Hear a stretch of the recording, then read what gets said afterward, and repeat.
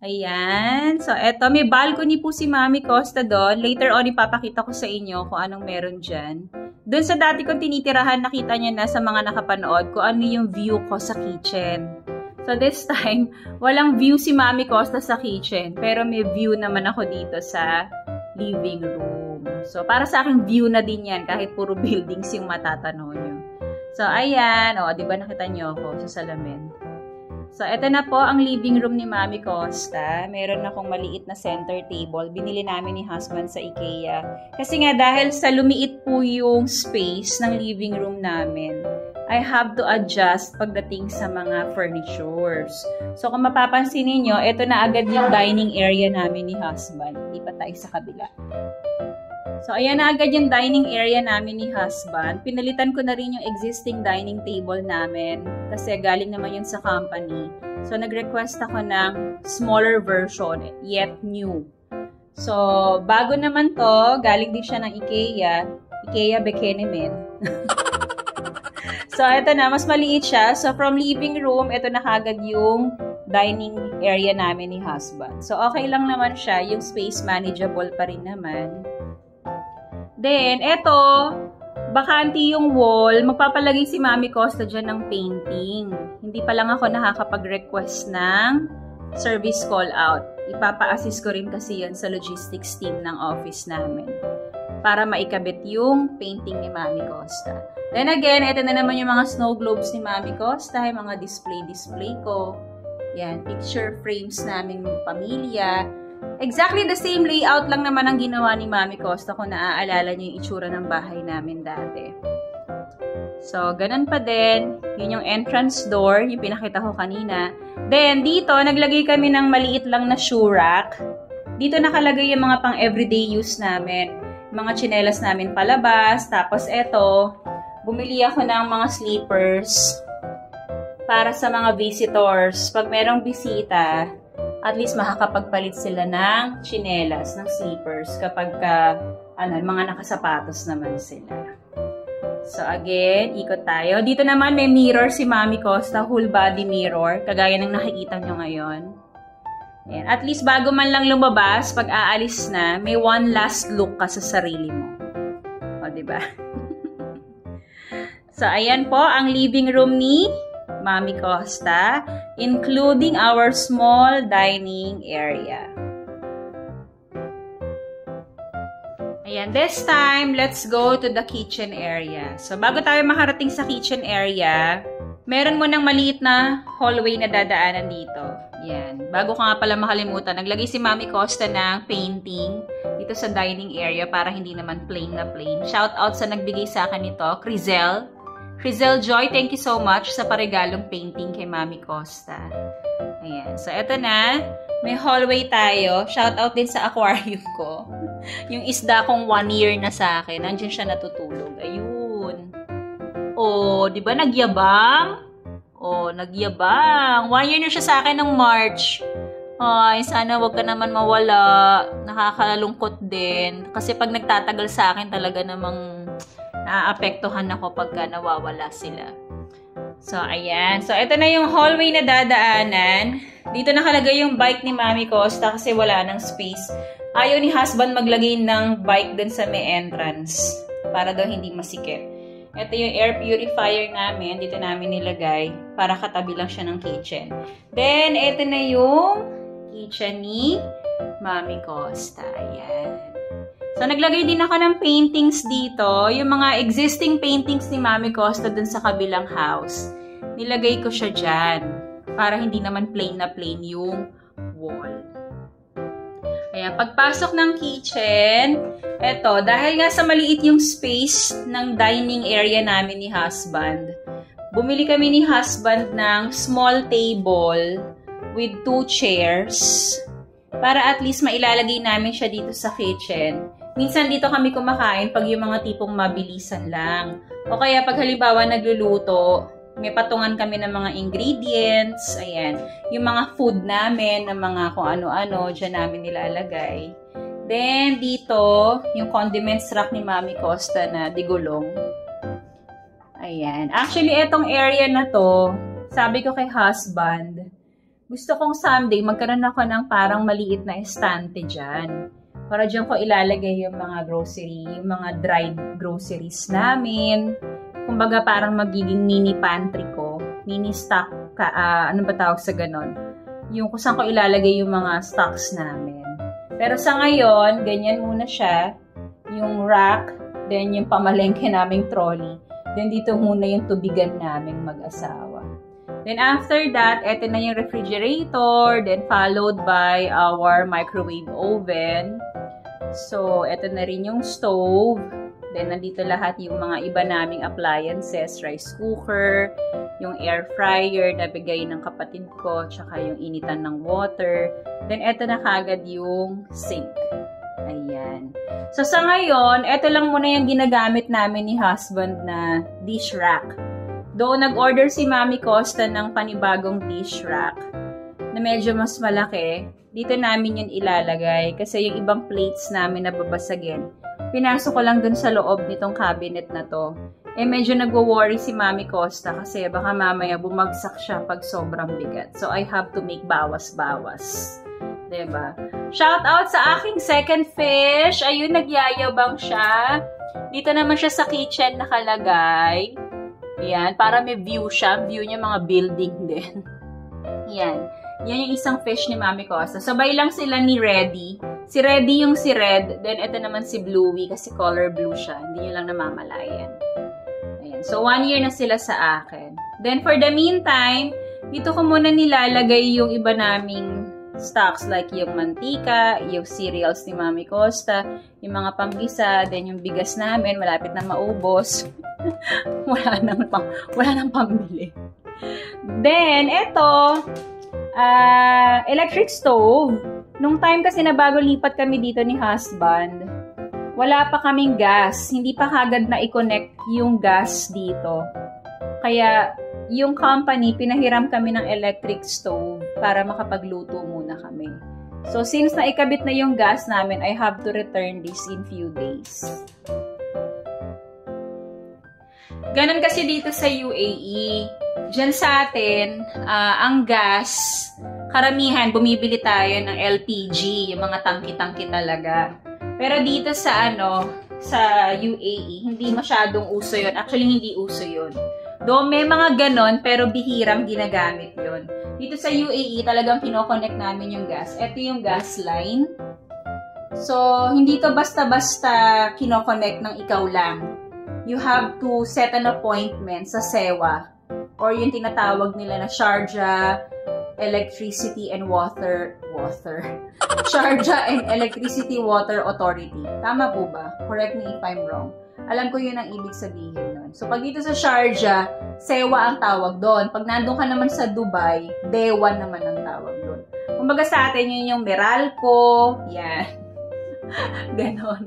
So, ayan na. Ito mga kitchen cabinets ni Mami Costa. Sabi ko nga sa inyo, anong laman yan? So, yung mga babasagin kaming plato dyan. Ito mga Chips Ahoy, para yan sa mga bagets ko, iuwi namin yan sa Pilipinas. Diyan ko lang muna nilagay.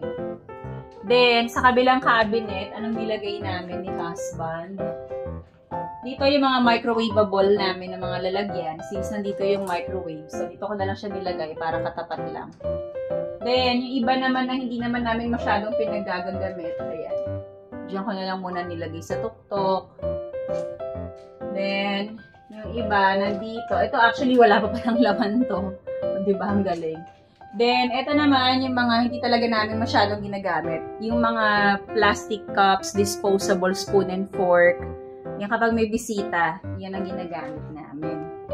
So, ayan na. So, ito na yung kitchen ni Mami Costa. Yan po ang kabuuan. Ayan, pasensya na kayo sa kuha. Ayan. Mini kitchen lang siya kung tutuusin, pero ano naman, basta as long as clean and tidy, yun naman ang importante. Maayos, maaliwalas, walang masyadong anik-anik. Para sa akin, kahit maliit yung kitchen, nagmumukha siyang malaki kapag maluwag lang yung maluwag lang siyang tingnan. Okay, so dahil tapos na tayo dito sa kitchen, ang susunod na pupuntahan na natin, after ng kitchen, konting ikot lang, mararating nyo na ang 2 bedrooms. Ayan. So, 2-bedroom flat siya. So, ito yung bedroom naming mag-asawa. Then, ayun yung bedrooms ng mga bagets. So, niready na siya ni Mami Costa kasi we have a plan na by next year, inshallah, in Jesus' name, makarating sila ditong magkapatid. Kapag kinaya, baka dito sila mag-Christmas next year. So, kaya pinaghandaan na rin namin. Or, it's either Christmas next year or yung summer vacation next year. Right after nila magtapos. Kasi graduating na magka-college na si Kuya. Then, si Gavin naman yung bunso namin. Mag-grade 1 siya this year. Then, next year mag-grade 2. So, at least pagka-graduate man lang ni Kuya before entering college, makarating muna sila ditong magkapatid. Summer yon, so bahala na si Batman kung ma-enjoy nila ang summer dahil sobrang init dito sa UAE. So, ayun na nga. Ang dami ko na namang daldal. So, eto na. Bago tayo pumasok sa bedroom, eto yung common bathroom na, master bathroom. Ayan. Master kasi, malaki siya. Yung kanina, yung pinakita ko sa inyo, yun yung para sa mga bisita. So, etong bathroom na to, eto yung para sa amin namang mag-asawa. Kumbaga, sa pamilya yan. Ayan. Sa malaki, ito yung toilet. Then dito, naglagay si Mami Costa ng rack. Diyan naman nakalagay yung mga stocks namin. Baby wipes, toothpaste, mouthwash, sanitary pads, shampoo. Then dito yung hand wash namin. Yung ibang body wash, nandyan din. Pabango ni husband, deodorant. Ayan. So, ayan, nakasabit lang yung towel namin. So, then dito, masyadong lapit, layuan natin. Ayan.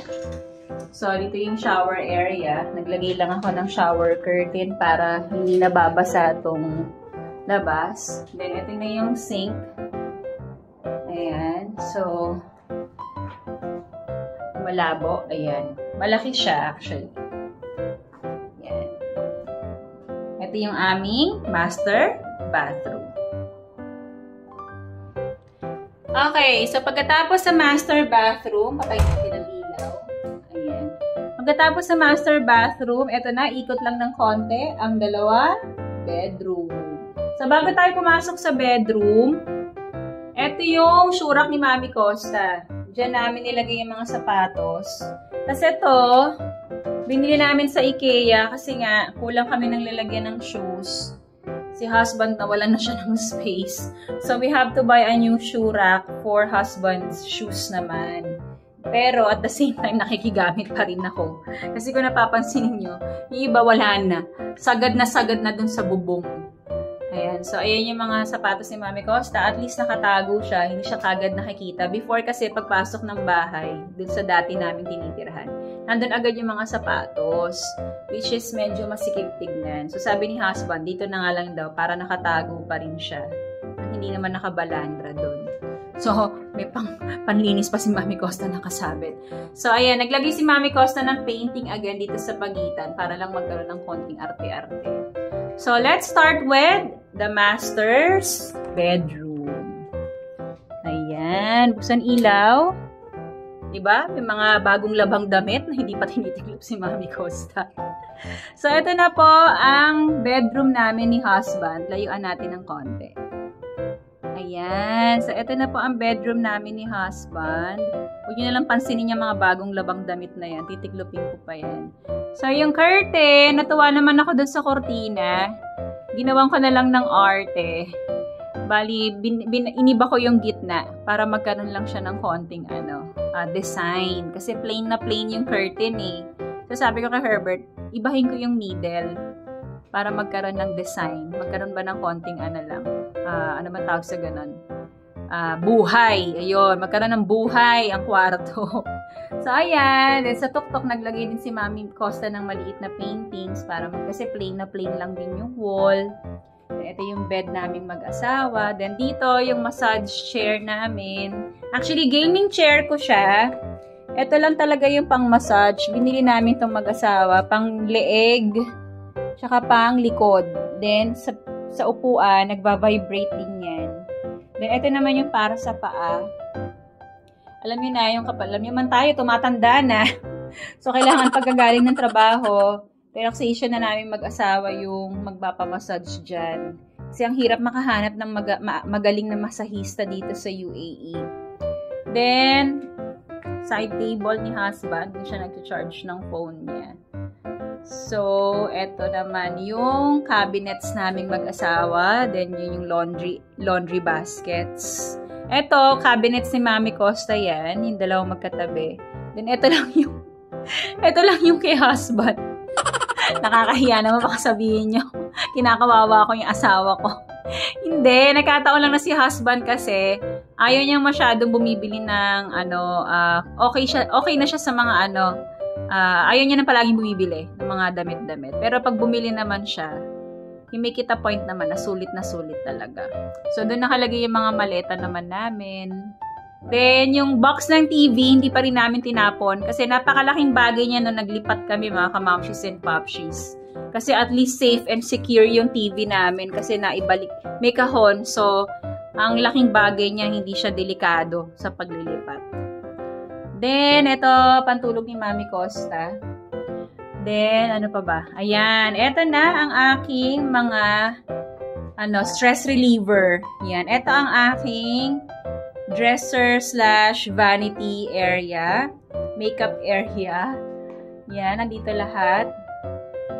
So, parang naipakilala ko na sa inyo ang mga bagay-bagay na to before sa nakaraang vlogs ko. So, nandyan yung mga pabango ni Mami Costa, mga personal use ko. Ayan, so deodorants. Ayan, nandyan siya. Then, ito lang, maliit lang na chair. Tapos yung mirror.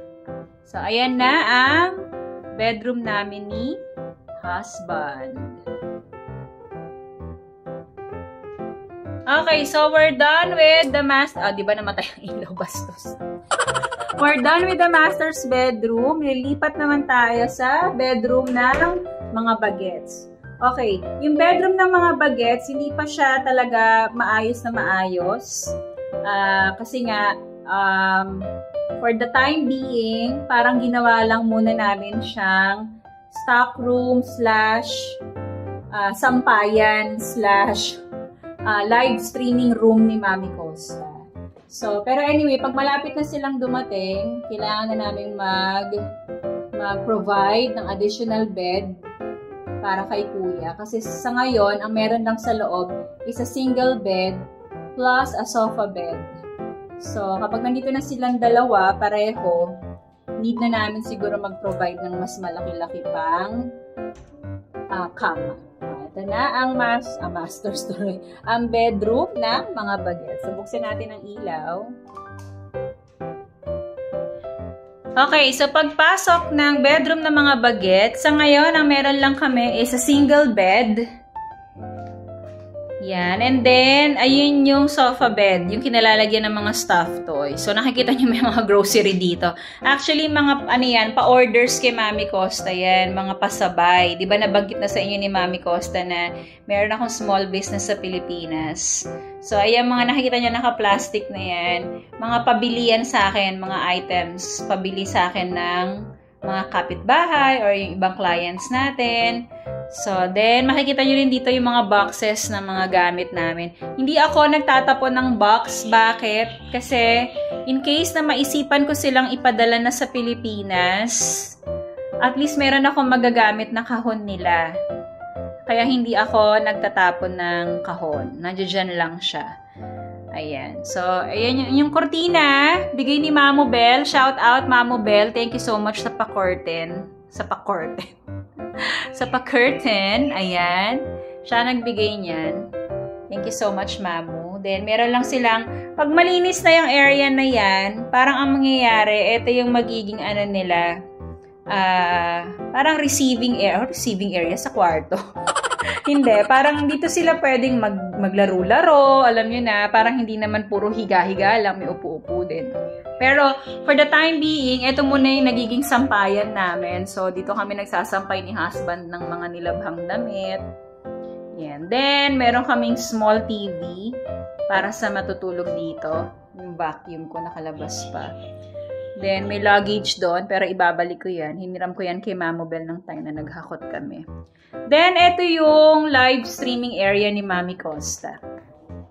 Dito po ako nagla-live stream pag sumasama ako sa mga live stream ng ating mga taga-community sa YouTube. Dito rin po ako nag-edit ng vlogs. Ayan. So, ito yung pinaka, ko. Then, merong single cabinet doon. Pag dumating na sila kuya, though hindi naman sila mag-i-stay dito for good, pa-visit-visit lang. Okay na yung single cabinet na yan. Lalagyan lang ng mga damit nila for vacation.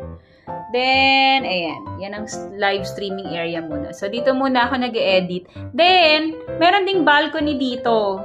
Ayan. Meron din silang small balcony. O, diba may kalapate? Nagtai-tai ka na naman dyan. So, ayan lang ang ang kahirapan kapag kami mga kalapati sa paligid. So, may small balcony dito. Tambayan nila kuya, lalo na sa taglamig. Parehas lang ng view niyan dun sa nasa living room. Then, naglagay lang din ako ng painting para lang hindi masyadong plain yung wall. Then, bahala na. Baka dito maglagay din ako kasi nga plain na plain lang siya. So, wala pang unan. Bibilhan pa namin ni husband yan. Ano yung box na yon? Pinangharang ko lang muna kasi actually sira yung door lock. Gagawin pa ng maintenance by Wednesday daw. So for the meantime, para hindi bumukas yung pinto, hinarangan ko lang muna siya ng box. So ayan ang second bedroom. Eto na siya.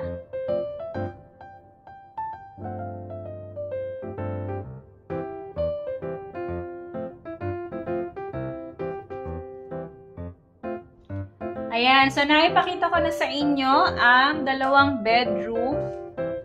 Now, pupunta naman tayo dun sa natitirang area, yung balcony ni Mami Costa. Hindi ko pa napakita sa inyo. So, balik tayo sa living room, dadaan tayo dito. Yan. So, open natin. Usog lang natin tong sofa para makadaan tayo. So, sa ngayon, mainit, hindi magandang tumambay. So, ito ang balcony ni Mami Costa. Ang plano namin ni husband dito is, kagaya na sinabi ko dun sa part 1 ng Lipat Bahay vlog ni Mami Costa. Lalagay kami ng maliit na coffee table. Tsaka 2 chair lang. Enough na yon kasi payat lang naman siya. Ganyan lang naman siya. So, maglalagay kami dyan. Tsaka baka lagyan ko ng fake grass dito. May nabibili kasing ganun eh. Para pagdating ng taglamig, masarap tambayan. So, anong meron na view? Kalsada. Ayan ang view. Kalsada. Jamal Abdul Nasser Street. Ayan. O, diba? Para lang din kaming nasa Makati. Makati pero likod. Ayan. Mga nagtataasang building ang kaharap namin. Yung iba ginagawa pa, as you can see. Siguro mga accommodations din yan. Ito may ginagawa din dito. Yung mga construction na nagaganap. So ayan, balik na tayo sa loob kasi masyado nang mainit. Nagmo-moist yung camera ni Mami Costa. Ayan, so there you have it. Ang home tour ni Mami Costa for today's video. Naipakita ko na sa inyo kung anong itsura ng bagong bahay namin. May mga iba pa kaming small developments lang na gagawin dito sa bahay. Pero sabi ko nga kay husband, at si Herbert din naman, ayaw niya ng bahay na ang dami niyang nakikita. So sabi ko sa kanya, wala naman kaming masyadong ilalagay. Gusto ko lang magkaroon ng mga konting para hindi naman siya plain na plain. Kagaya ng paglalagay ng painting dito sa pader na to. Yan, lalagyan pa namin yan. Then, may hinihintay pa ako na in-order ko online. Yung glass door dun sa balcony ng mga kids. Nag-order ako ng glossy sticker. So, pag dumating na siya, lalagay namin doon kasi para hindi nakikita yung tao sa loob nung doon sa part na yun. Para at least may privacy. May nagsabi sa akin, ba't daw hindi ko lagyan ng curtain? Kasi pag nilagyan ko siya ng kortina, ang tendency nun magdi-drill na naman kami sa wall. So, hindi ko alam kung may iba pa bang pamamaraan para makapaglagay kami. Kasi kung ididikit ko lang yung rod, baka mamaya malaglag. So, ang tendency nun, we really have to drill na naman sa wall. Ayoko na ng ganon. Tsaka para din walang masyadong nilalabhan. So, I decided na maglagay na lang ng glossy sticker. Yan. Kasi may nabibili naman na ganon online. So, ano pa ba? Nakalimutan ni Mami Costa. So, feeling ko naman na ipakita ko na lahat sa inyo. Yun na yung sa ngayon na the best na nagawa namin ma-achieve para sa pag-aayos ng aming bagong bahay. So, shout out sa mga tumulong sa amin. Yan, maraming salamat po. Ulit nagpapasalamat ako sa company sa pagbibigay ng opportunity sa amin, sa akin, para magkaroon ulit kami ng bagong tinitirahan dito sa UAE. Sa mga tumulong sa amin sa paglilipat, of course, ang logistics team. And of course, ang aking kumaring Michelle, paring Raymond. Ayan, maraming salamat dahil tinulungan nyo kaming maghakot the night before ng aming official transfer. At least yung mga maliliit ba, yung mga babasagin, nauna na namin siyang dalhin dito. Kasi isa pa siya sa iintindihin ko kapag hinayaan ko na yung logistics team ang maglipat ng mga bagay na yon. So may tendency mabasag. Syempre, hindi mo naman sila pwedeng sisihin. Kasi, syempre, naglilipat, prone sa accident or sa mga ganong basag-basag. So, maraming salamat sa dalawang kumpare ko. Tinulungan nila kami. Sino pa ba kami nakalimutan ako? Alam niyo na kung sino-sino kayo. Yeah. Ayan. So, nilulook forward namin ni husband na dumating yung time. Hopefully, early next year, mga summer vacation. Makapunta na dito yung mga bagets kahit tourist lang. They don't want to stay here. Mas gusto pa rin nilang mag-aral sa Pilipinas, lalo na yung bunso ko. And, yun nga, nilulook forward na lang namin na makarating sila dito. So, yun lamang po. Thank you for joining us. Maraming salamat po sa panonood ng vlog ni Mami Costa. Marami pa akong mga isi-share sa inyo ng mga bagay-bagay sa buhay ko. At sana po patuloy nyo lang po akong suportahan. So, maraming salamat. Thank you for joining me again. If you are new to my channel, please don't forget to subscribe, like, and share Mami Costa Vlog. See you again next time. Always remember, life is beautiful. Bye, everyone!